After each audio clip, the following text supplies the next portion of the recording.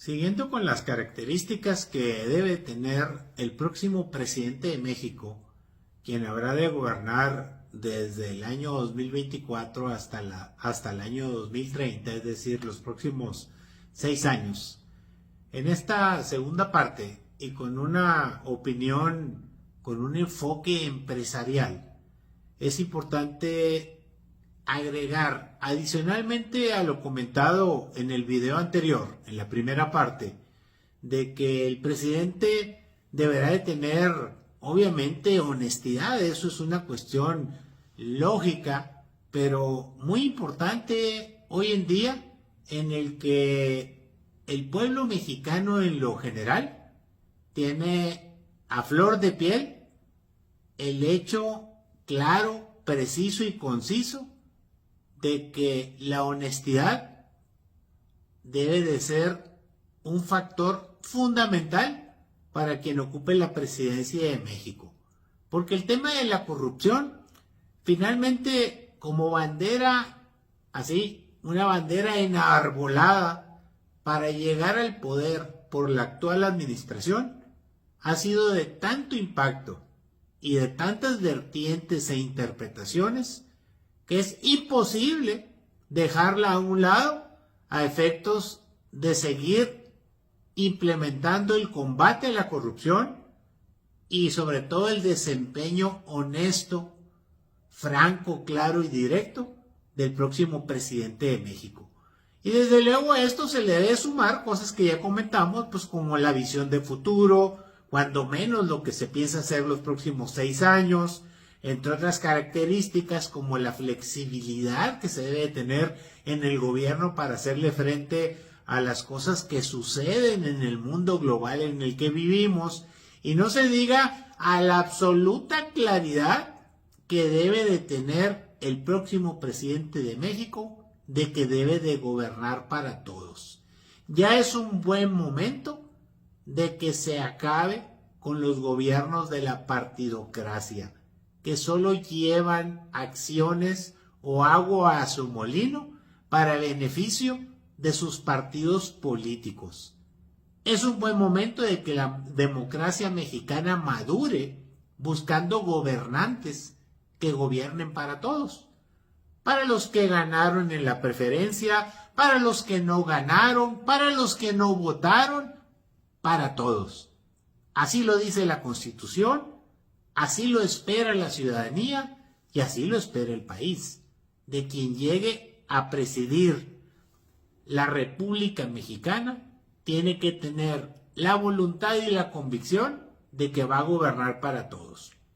Por eso, algo importantísimo que debemos de considerar es que el próximo presidente de México, sea mujer, sea hombre, no voy a hablar de géneros, debe de tener conocimientos y habilidades de administración. No podemos tener en este país a un presidente que no tenga conocimientos básicos del manejo de los recursos de todos los mexicanos. Hay que entender que se tiene que privilegiar el correcto manejo de los recursos financieros, materiales y humanos, por ser el gobierno la empresa de todos los mexicanos y quizás la más importante del país, sin duda alguna, porque tiene que ver con el impacto en la política, en la economía y en la sociedad. Por eso es fundamental que el próximo presidente de México no solo gobierne para todos, sino que administre apropiadamente los recursos con los que cuenta a su disposición, que provienen de los impuestos que pagamos todos los mexicanos y que se traducen en un presupuesto de egresos de la Federación. Por eso es importantísimo el hecho de que el presidente debe entender que es electo para gobernar con la intención de atender y hasta donde sea posible solucionar y resolver los problemas que nos aquejan. Que entienda claramente que tiene que hacer un conjunto de esfuerzos de ciudadanos, de empresarios, de todos los partidos políticos, a efectos de que se tomen decisiones colegiadas, inteligentes, con las asesorías especializadas, con experiencia, con seriedad, con responsabilidad. Alejarse de caprichos, alejarse de ideas superfluas, de utopismos que dañan de manera central, de manera contundente, no solo las finanzas públicas del país, sino a la convivencia armónica de los mexicanos. También el próximo presidente de México tiene que ser una persona que debe de entender que tiene que cumplir con el honroso compromiso de aplicar todo lo que dice o de cumplir todo lo que dice la Constitución Política de los Estados Unidos Mexicanos y todas las leyes que emanan de la Constitución. Por lo tanto, la ley es la ley. El próximo presidente de México debe de comprometerse totalmente a cumplir con la ley y hacer que los demás la cumplan también. Todos parejos, todos hacia el mismo sentido. De lo contrario, seguiremos viviendo en lagunas, en baches, en curvas sinuosas y peligrosas y en una serie de misterios que dejan no solo sospecha, que dejan graves daños y enfermedades crónicas al país, como la informalidad, la impunidad, la capacidad de permitir que el crimen se organice cada vez más ante la omisión de no hacer nada. Por eso es importantísimo entender que las leyes deben de aplicarse en nuestro país, las que existan, más las nuevas que se modifiquen o se mejoren, desde luego, para evitar esta violación reiterada de leyes, de reglamentos, que no llevan a otra cosa más que a la anarquía, al caos y sobre todo a la furia popular.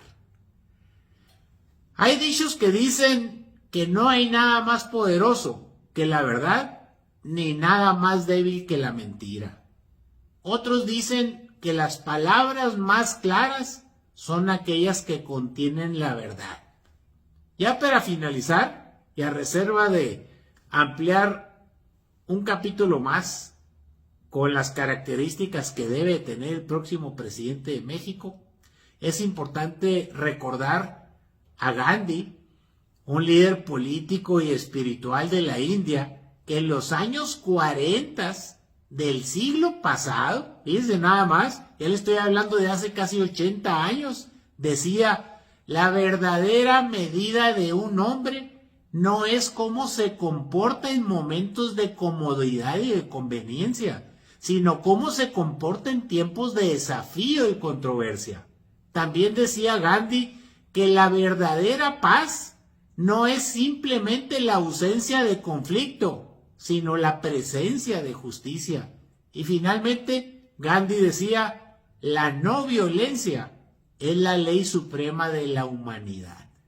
Vea qué interesante. Si todo eso lo recoge cuando menos a la mitad el futuro presidente de México, créame que podemos ir por el camino correcto. Nos vemos. Gracias por escucharme. Saludos.